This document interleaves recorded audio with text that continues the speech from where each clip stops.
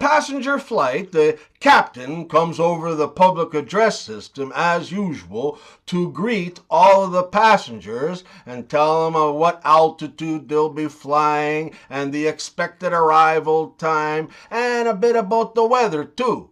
And then he advises them to sit back, relax, and have a good flight. Then, forgetting to turn off the microphone, he says to his co-pilot, "What would really relax me right now is a nice hot cup of medium roast coffee and a beautiful blowjob." All the passengers hear this, as the stewardess immediately begins to run down the aisle toward the cockpit to tell the captain that the mic is still on. Just then, one of the passengers stops her and says, "Don't forget the coffee." I was walking down the street late at night last week when a thug jumps from the dark, pulls out a gun and says, "Your money or your life." An extremely long, uncomfortable silence follows. 'Cause I'm thinking, I only got $2 in my pocket. Maybe this is my chance. The thug then angrily repeats at me, "Your money or your life?" Finally, I say, "Hold on a second, I'm thinking over here." The idea that women only belong in the kitchen is completely offensive. The rest of the house needs cleaning too. What's a dog's favorite type of sex? Two ministers doing missionary work in the South Seas are captured by a savage tribe and tied to stakes. The chief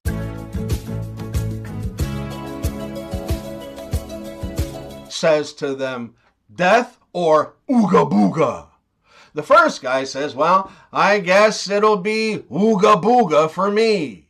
The chief shouts, "Ooga booga!" and 15 members of the tribe attack and sodomize him to death. The chief then asks the second minister, "Will it be death or ooga booga?" The minister says, "Well, my religion doesn't allow me to choose ooga booga, so I suppose it must be death for me." The chief says, "Very well," and shouts, "Death! But first, ooga booga!"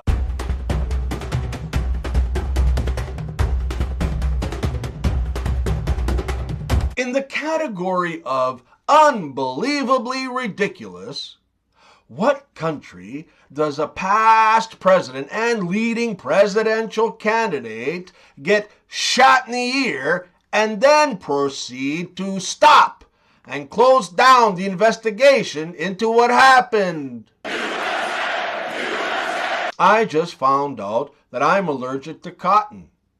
I would take medication for it, but I can't get it out of the bottle. If you smell! A Jewish guy has a parrot, and he trains it to speak and sing beautifully. So one day he decides to take it to the synagogue on Rosh Hashanah, and because he's a big gambler, he makes a wager that his parrot can conduct the high holiday service way better than the temple's rabbi. When the big moment comes, though, the parrot is completely silent, doesn't say a word. The Jewish guy is completely embarrassed and he's outraged. He takes the parrot home and he's about to kill it when the bird finally speaks. Are you a complete schmuck? Think of the odds we'll get on Yom Kippur. What's the difference between Jesus and a prostitute? The look they give you while you're nailing them. Oh! Went on a date with a single mom. It was going pretty well, and I told her, "Listen, I don't care too much about your kid. I just want to play with the box he came in." Oh! What did the cat say on his cell phone? Can you hear me meow?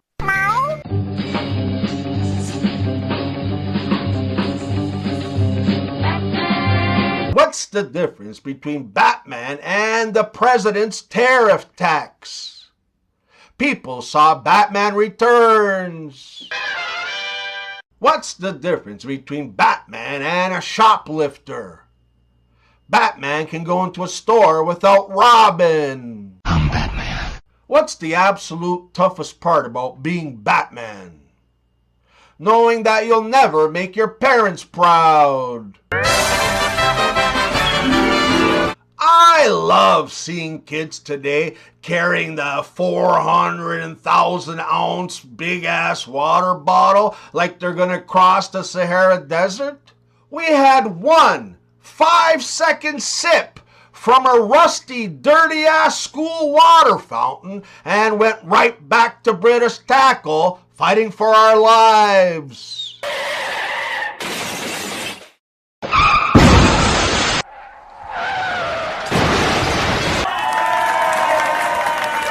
I was on the train the other day and I overheard a woman talking loudly on her cell phone. I'm really not a squirter, but I tell guys that I am so they'll work harder. What's the difference between single life and married life? While you're married, there's no volume on while watching porn. I was on this dating site and a woman sent me a message saying, "Wow, you're gorgeous. How come you're still single?" And I wrote back, "Thank you." And it's spelled YOU''RE.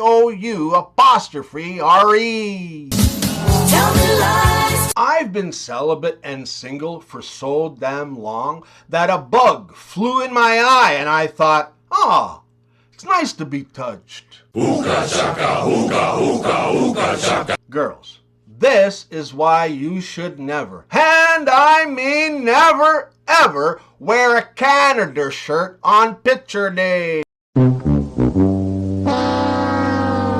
What do you call an older white man surrounded by young black men in the 1800s? Massa? What do you call an older white man surrounded by young black men in the 2000s? Coach. You woke up this morning and got yourself a gun. The Sopranos word of the day. Omelette. Polly, you're 2 points short on the vig, but I'm gonna let it slide this time. Tony, maybe I should tap into my roots. You know, my grandmother was half Indian.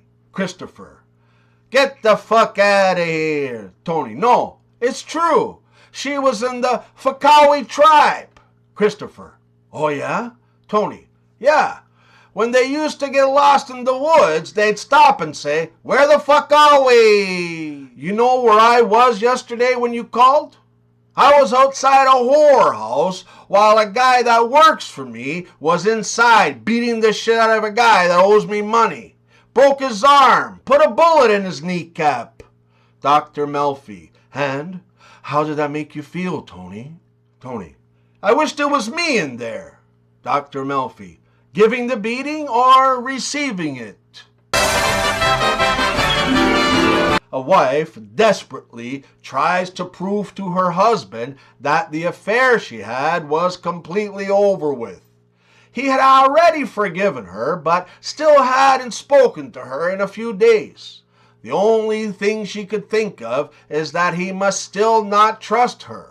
To convince him otherwise, she cut out her ex-lover's obituary out of the newspaper.